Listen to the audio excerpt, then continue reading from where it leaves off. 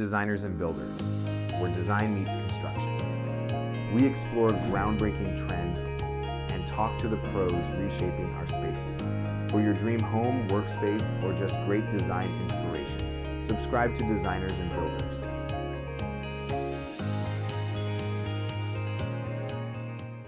All right, welcome to a brand new episode of Designers and Builders. This is your host, Steve Larosiliere. Today's guest is Maurice Pennington from Pennington Perspective. How you doing, Maurice? Doing very well, Steve. How are you doing? I'm good. I'm good.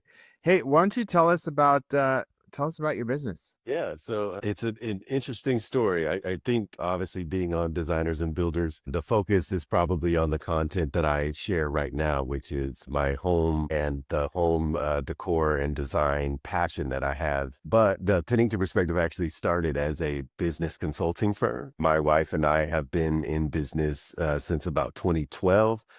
She started a sports medicine staffing company at that time. And I basically did everything I could to support her in that. I was working at Apple at the time. 2016, into 2016, she hired me on, and now I'm the vice president of that company. So that company has done very well. And as we grew, people would ask us questions. How do you do this? Or what is your strategy behind this? That's when we started Pennington Perspective. Over time, personally, as we built built and sold homes, I decided maybe I want to actually start sharing this passion of mine. I've loved architecture and home design since I was a kid. And so I decided to show like the process of building our new home, and that took off. So all of a sudden, I'm getting messages about design consulting, which was not That's why. right.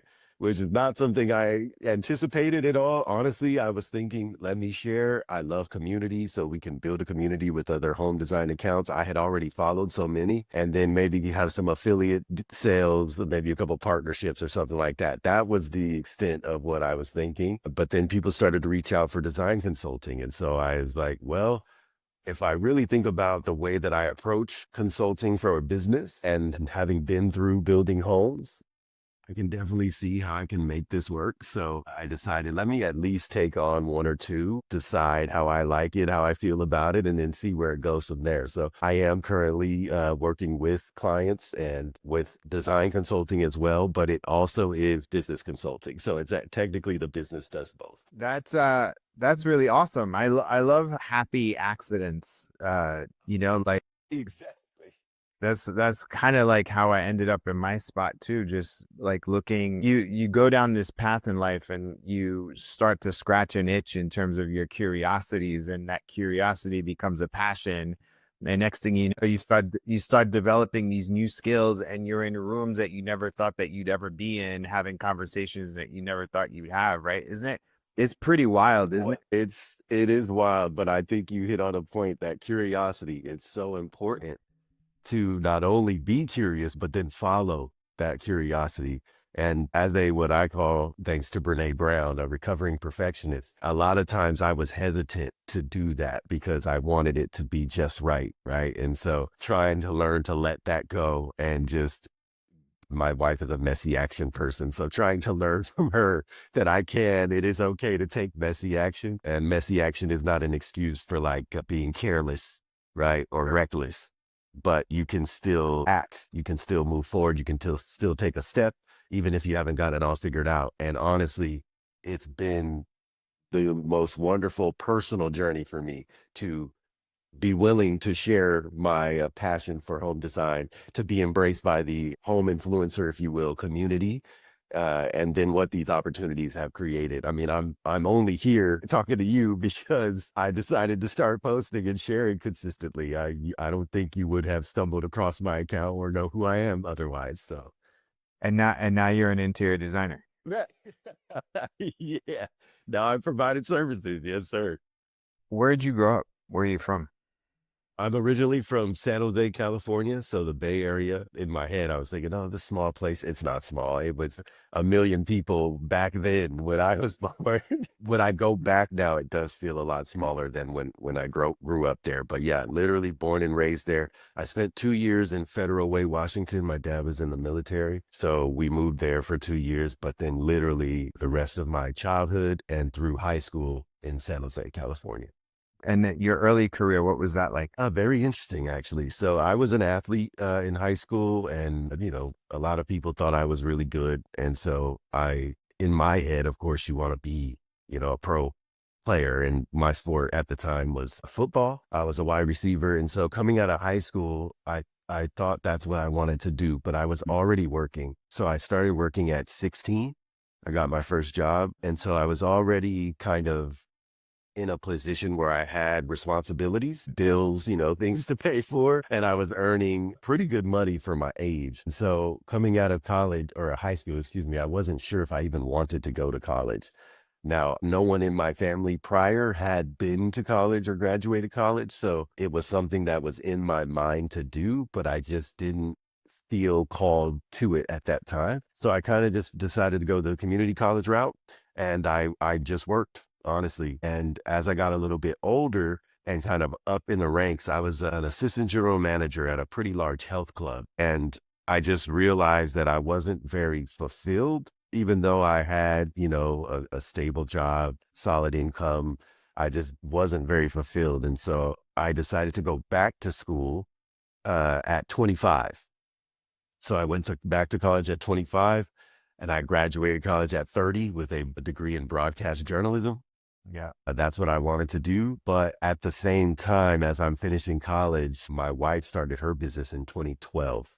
So I'm watching her go through this process, and it's really resonating with a part of me as a kid. When I was in like seventh grade, people asked, "What do you want to do?" And the only thing I could come up with was entrepreneur.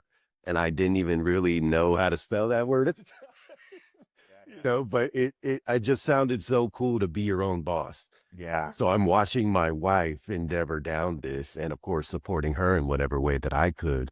That even though I had a passion for sports, which is what I wanted to focus on with broadcast journalism, I'm watching her grind and I'm watching her put, all her effort and energy. And I know that ultimately the returns on this is coming back to us.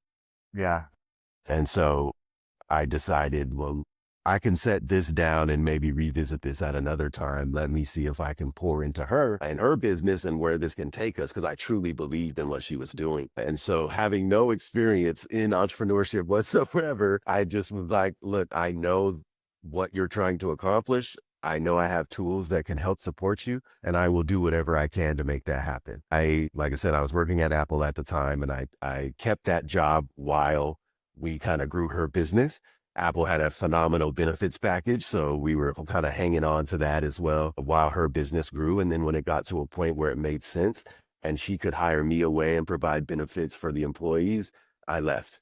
And so literally the last, I guess, 13 years, that's what I've been doing, helping her grow and scale this business. Yeah. Yeah. And then the interior design part came like how long ago? Yeah, so right when I graduated, we moved to Arizona. Literally, I graduated on a Friday. We moved on Saturday Yeah. from California. Cal State Fullerton's where I graduated. And we had started building a home. So a new build. And so immediately get like moving into that home, it's like, okay, what do we want to do?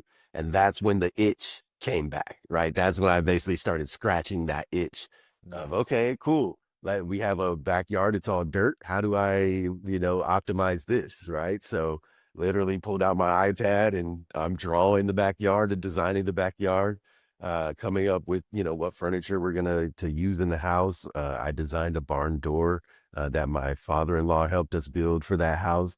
So yeah, it was like that was kind of how it started. And we got that house, we closed in 2015, and then we sold that house, bought another new build, and then 2018 did it again, and then sold that house in 2020. So like we three houses in 3 years was the whole thing. Like we literally just flipped up, and it was just a prime opportunity to do that in Arizona because the market compared to where we came from Yeah. was way low. Yeah. Yeah. Wow. That's a lot of work in a short period of time. Oh yeah. Oh yeah. Yeah. It was definitely a lot of work. And it's funny, like it definitely prepared us for where we are now. When we sold our house in 2020, we had bought a custom lot, and we're going to build a custom home on that.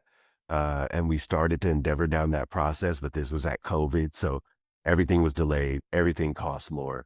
And it ended up kind of spiraling out a little bit to a point where we decided, you know what, the market is at a place where we thought we were going to buy this home for what we can sell it for today. It makes way more sense to flip it and then use that for the proceeds to actually go and do what we want to do. So in the middle of building a custom home for the very first time, we went and started a second custom home, Whoa.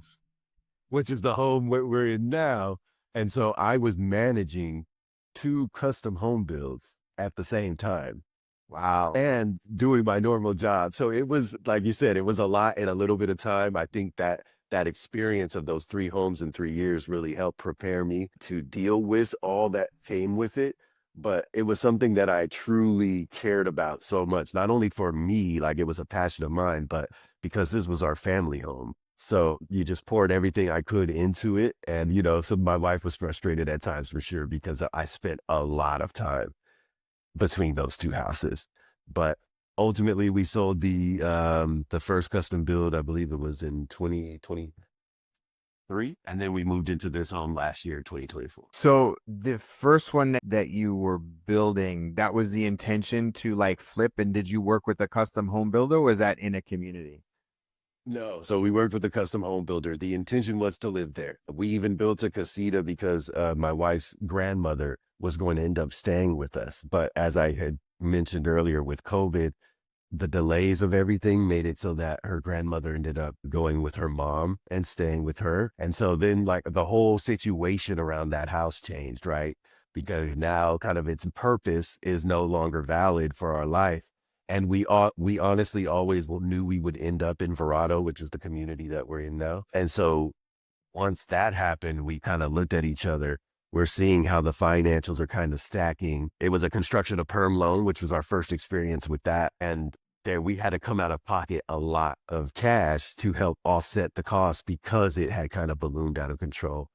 So it seemed like an opportune time when we looked at the market, what this house cost to build versus what we could actually get for it, to switch to basically to an investment property. So we talked to the financial institutions and all of that and got that taken. Awesome. Awesome. So now talk about the interior design stuff. Like how, so you're documenting, right? Like you're building this little community, you're sharing Yeah. Yes, sir. out of your like pure passion. Talk to me about did you start developing your own process? Yeah. So basically, let me start at I started to fall in love with. We used to watch HGTV together. It would be Vern Yip on Trading Spaces or a Design on a Dime or something like that. Shows like that. That's where I learned like, oh, there's way more out there. Like for most of my childhood, we lived in apartments, right? We didn't have a home until I got into like late elementary or junior high. We had our first like townhouse. My parents loved to go look at model homes, to tour model homes. And I think that's where I realized, because they do model homes up. They want you to see what it can be. Yeah, yeah. That's where I first was like, oh my goodness. But I also kind of got jaded because we couldn't ever afford them. So it was like, there's this nice thing that we could have, but we actually don't have the money to. So I think that created a drive to want to do that myself. But it also is what kind of motivated that passion of paying attention to the details of a home. So that's where like I kind of hang my hat on the concept of the details matter. And that actually came not from home design, even though that is a thing for that, but from the business experience. My wife being a very messy action person, a lot of times in messy action, you're not looking at the details. You're not paying attention to those. So I'm very much the one who calls those out. How are we going to do this? If this happens, what will we do? Like, those kinds of things. So for me, it felt very natural coming into custom home building to literally pick every single item right in a home. So when it came to home design, what I wanted people to feel was that all these intentional choices were important on their own, but they work in a collective. So everything that you're feeling when I show a space, for example, like one of my favorite spaces in the home is the kitchen. It took a while just to find the stain of the white oak cabinets, and I'm very proud of how that space ended up turning out. And so when I shared it for the first time and it really resonated with people, all of the small details that people were calling out that make this collective thing. That's when I realized, like, oh, people get it. The details matter and people understand that. But it also is important that we call out that we don't just pick this baseboard or we don't just pick this tool or this piece of hardware just because we like it, right? There's actually like an energy that you're trying to create in a home, and these things must align with that energy. But I will say my approach to design is really driven by that. It's all like an energy or a feeling for me. So it's like if I'm looking at five different pieces of furniture and two of them I'm drawn to, the other three are gone. Even if those other three might be, phenomenal pieces, it all is about how it makes me feel. That's amazing. And do you use any, so like, how do you stay organized with that kind of, that to me is like the biggest thing. Like, how do you, like, I mean, is it Pinterest boards? How are you using, Yeah. like, cause you have to make a decision and then you have choices. What's the process for narrowing down the choice and how it relates to the other choices, and then pairing up those choices to see if it stacks up. And then maybe there's the energy that comes from that. But like, you know, Yeah. Yeah. I'd love to learn a little bit more about that.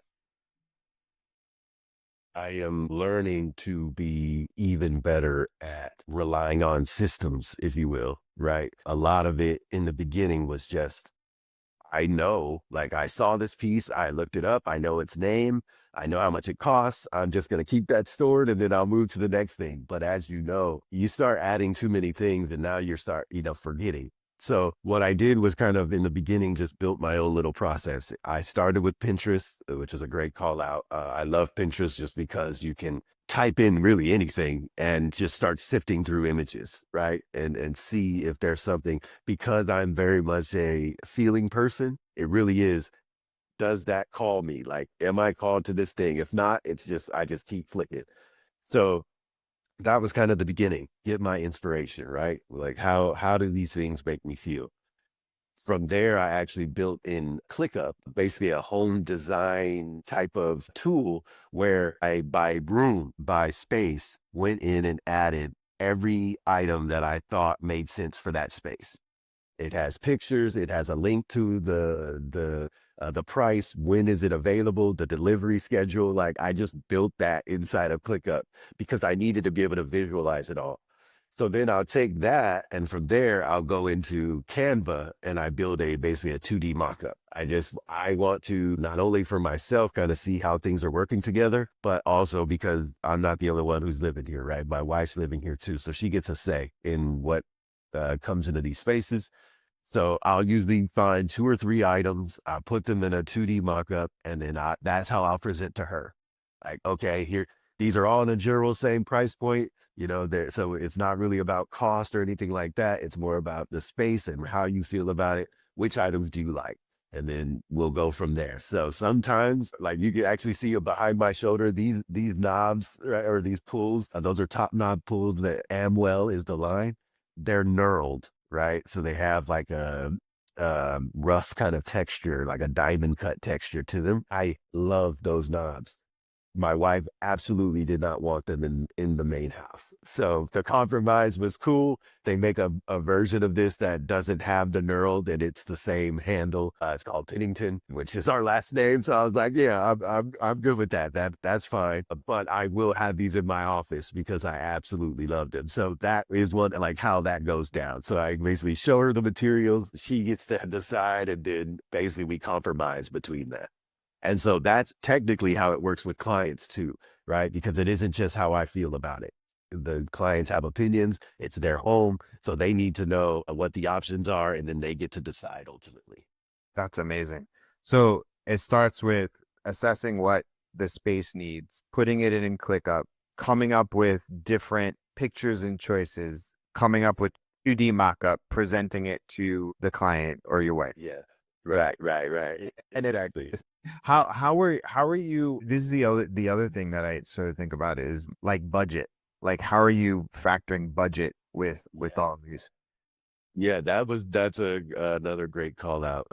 Budget is obviously incredibly tough. And fortunately, having Pennington perspective as a business and then kind of starting to share the home uh, design online, I was very fortunate because I was able to apply. I did not think that I would get them, but I did anyway. I applied anyway, and all of a sudden I have Trade discounts.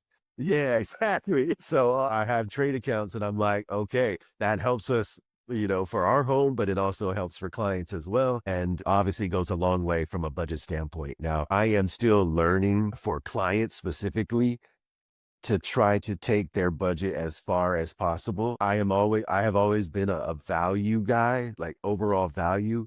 Like, yes, of course, we all love RH, right? Like RH, beautiful furniture, but it's also very expensive. And if we can find a piece that is similar or gives the same energy, but it's a fraction of the cost, let's go with that option because it allows our budget to go much further. So that I've always been someone who tries to find the best value. Sometimes an RH piece is the best piece that like for the space. And so you'll make that financial commitment, but I'm still doing the best I can to find that rhythm for clients. But I also do my best to make it as realistic as possible. Having been in their shoes, you have to have a healthy budget. We cannot walk in and say, hey, I want to do my whole house for 10 grand. Like it's just not gonna happen that way. Not So you could possible. do a space or two, like it's just not gonna happen. So we have to grow into that. So again, being my own client in the beginning really helped me understand. Walking in, you think, oh, we could get this for XYZ price. And then you actually see not only the prices of furniture and pieces, but how many pieces you need. Like there's so many little things that just add up, right? You walk into a house that just got built and you might have furniture, but then do you need televisions, right? You need artwork. I also had to learn to kind of dial it back. Like you don't need to move in and everything's done, right? You live in the space a little bit and let it grow and evolve over time. So those all of those things kind of factored in with budget. But yeah, I think just being as transparent with my wife or a client as possible to say, if this is a piece that I think costs a little more, this is why I believe it should be in the space. Like Mhm. if I'm passionate about that, I will fight for a piece if it makes sense to be there. But also just you have what you have, and so you have to work within that, within the confines of it's. To me, it's at the end of the day, it's problem solving. Right. It's like it's a mathematical equation. I know what the end result is. That's this dollar amount. So then it's my job to find all of the pieces that work together that add up to that amount. Like that's in part, like that's not people have reached out to me for my design eye, yes, but part of a responsibility to a client is making sure that you're responsible with their money too. Yeah. Yeah. What like what does this year hold for you in terms of the business? Man, great question. I'm not 100% sure. I'm trying to kind of feel it out and see where we're going. I think we had talked about previously, like maybe what is like the larger problem that you may have that in the business that we want to address. And I think that's one of them. Wanting to do as much as I want to do, right? Like we have the primary business. We have now two rental properties as well. We have the consulting business. I'm also doing design consulting now, but I also want to remain consistent and connected with the community that I've built. Mm, And it's hard.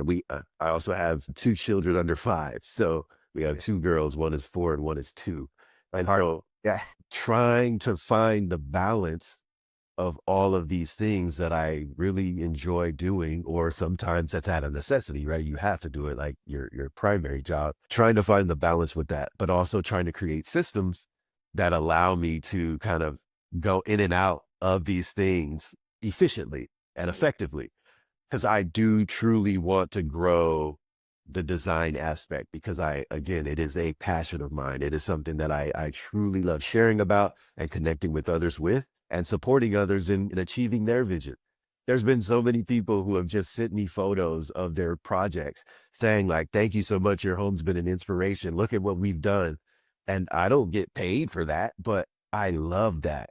I'm so grateful that something that I put out into the world can help somebody else with their home. Like these are homes, right? This is the place that's your sanctuary. Like this is the Yeah. place where you should feel your best and people are saying, hey, something you did is inspiring me to put that in mind. So that's incredible. So I want to grow that for sure. But the how of that or what that looks like, I don't really know yet because it isn't something that I can make the number one priority for me right now. Yeah. There's just too many other things. Yeah. And so I will still continue to pour into it. I will still continue to show up as authentically as I can, but I only have so much time. Yeah, yeah, yeah. It's really interesting for my design business. Because I have a main business as well. It's a Right. consulting, and Yeah, you're in a ton of stuff if I'm not mistaken. yeah, yeah. So my design business, I kind of looked at it like maybe this could help you. I mean, and we can go into the question too to help. But like my design business, I looked at it like essentially like it is a learning lab. Like I'm just learning because I am very impatient, and with design and building, it's the opposite of like you need time and you need space. 100%. And unless you have all of the money in the world, you can't do everything right now. And Right. recognizing clients need time and space too. And because if you're busy, they're busy too. Like, and everybody's busy. And so Exactly.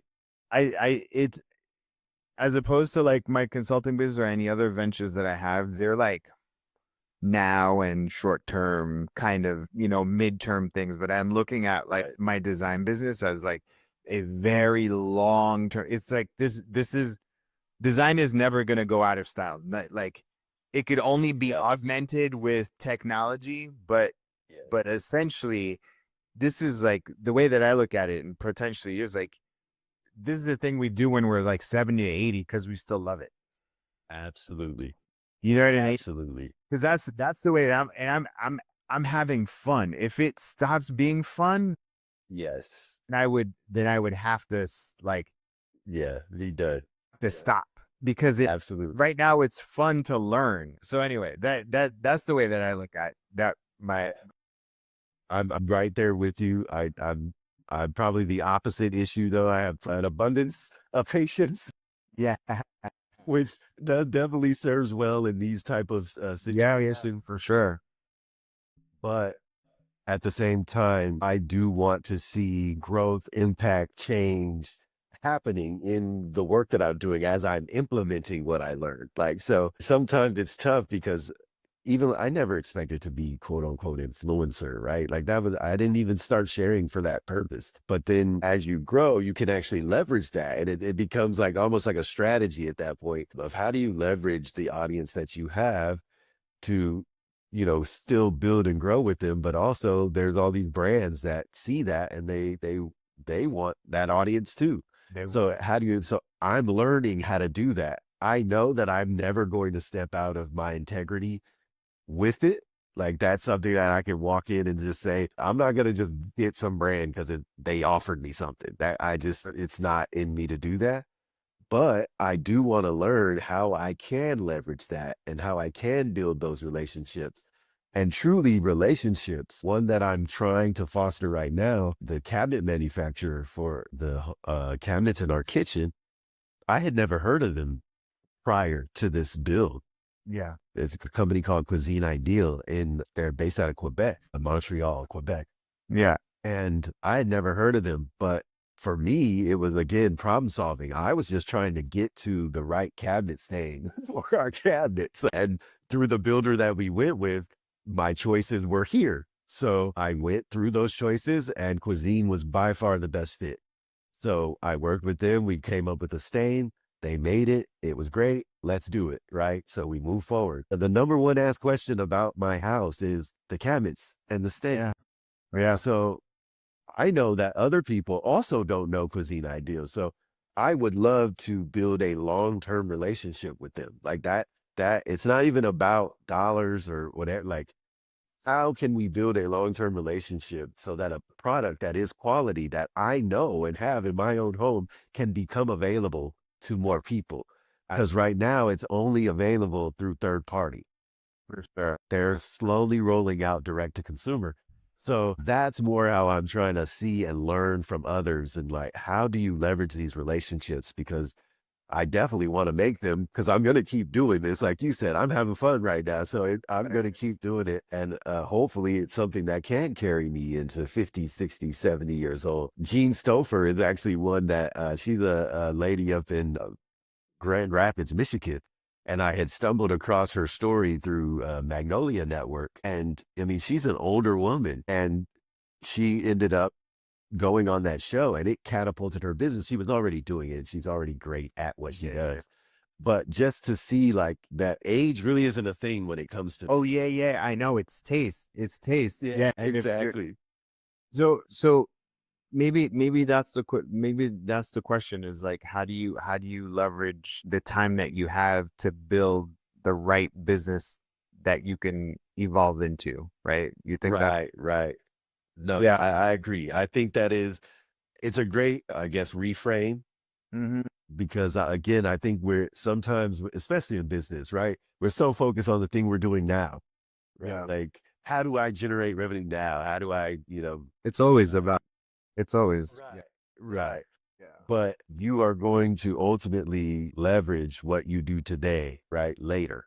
So if you can build like with that in mind, just like a home, you're building certain things now so that the infrastructure is there later. And so I do think that it can definitely be that for sure. So one thing that I would do is so like as organized as you are, just maybe like looking at your social, I would have it be a little bit more organic as opposed to staged. Okay. Like, and so the stuff that you put out is really, really beautiful. Thank you.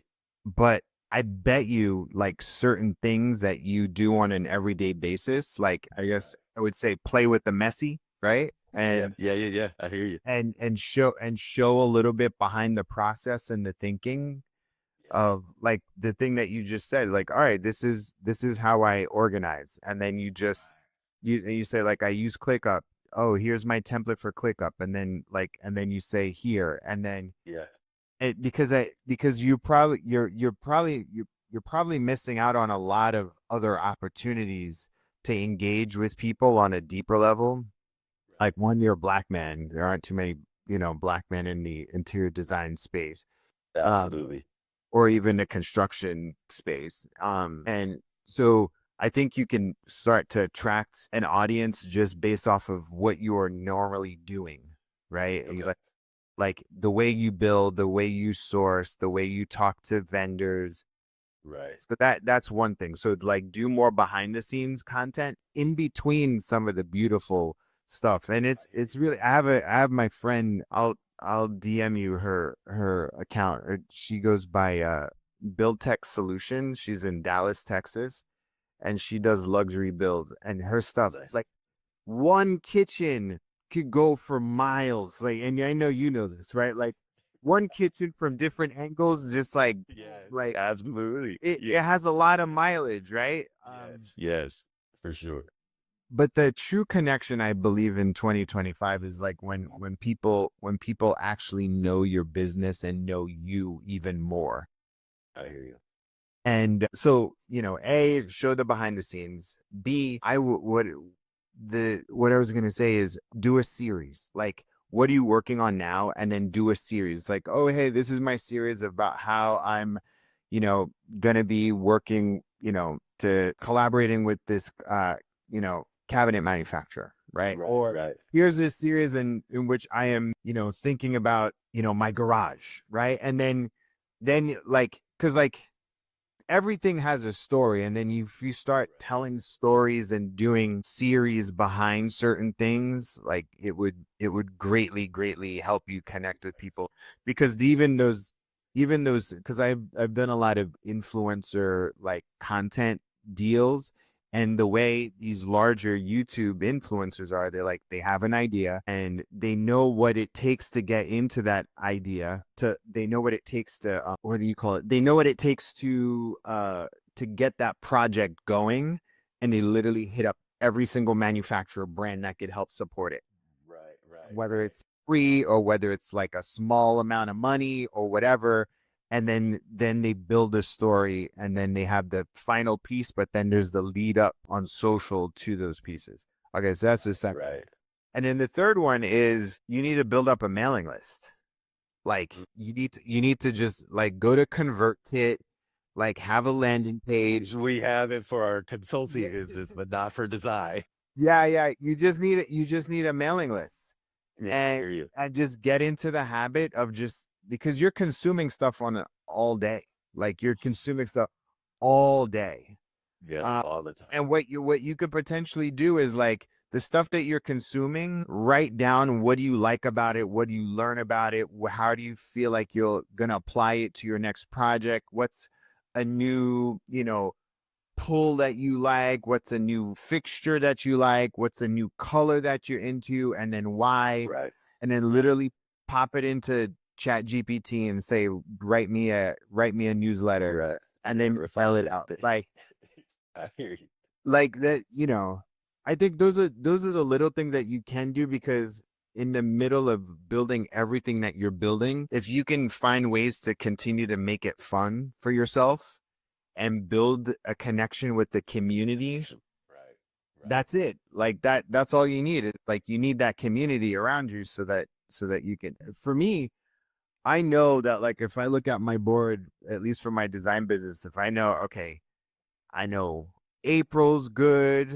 I got, two projects, maybe three in May, right? Like, and then I can start. But like for me, like if I knew that I had like 1 to 2 good projects a month that I'm like constantly, it's enough to keep me like Right. optimized. You know what I Right. mean? Right. Yeah. And and I hear and you. and for you, like how you can continue to do it, and you could do it like, hey, I got room this month for one client, Right. and then that's all you need to do. Like it's not like you need, because that's not your main thing, right? Like, Right. so anyway, is that helpful, Maurice? Oh no, I appreciate that. Yeah, and it's also a validation in kind of direction I am going. I had just gone to South by Southwest for the very first time this year. Yeah, Yeah. It just became very clear to me, but it was like it already had kind of been that way. I'm in a few groups for home and content creation, and the business side, if you will, is often overlooked in content creation because people come in and they just want to share. They're not thinking about, yeah, tax strategy or like, how to leverage the money that they end up making. And so coming from the business world, I was like, that's not a problem for me. yeah, yeah, Like yeah. the content creation, the consistency, that's what I need to do.